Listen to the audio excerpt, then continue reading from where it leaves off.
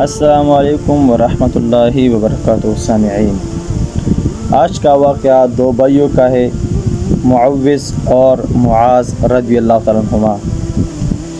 حضرت عبد الرحمن بن عوف رضی اللہ تعالیٰ عنہ سے روایت ہے کہ جنگ بدر میں میری دائیں اور بائیں طرف دو انصاری بچے معوذ اور معاذ تھے جو ناتجربہ کار تھے۔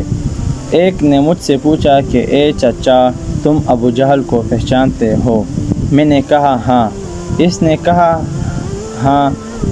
سنا ہے کہ وہ ہمارے رسول اللہ صلی اللہ علیہ وسلم کو برا بھلا کہتا ہے، اگر میں اسے دیکھ لوں تو اس سے جدا نہ ہوگا جب تک ہم دونوں میں سے ایک نہ مر جائے۔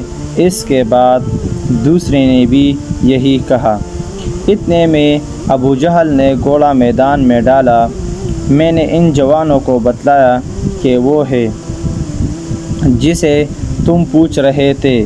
یہ سن کر وہ دونوں بچے باز کی طرح ابو جہل پر جھپٹے اور اسے گرا لیا۔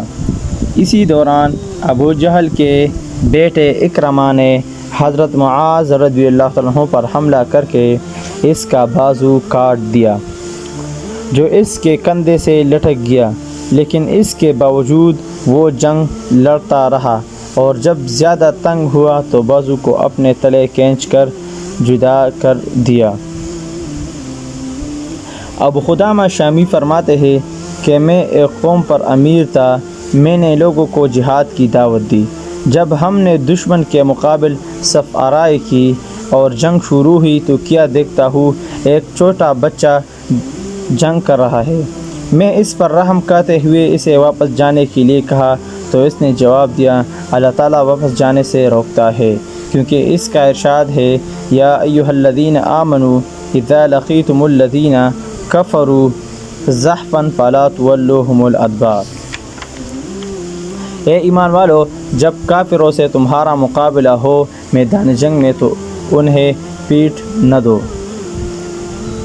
اس واقعے کا سبق یہ ہے اور نتیجہ یہ ہے کہ اسلام کے لیے بچوں نے بھی قربانیاں دی ہے اور بڑوں نے بھی دی ہے۔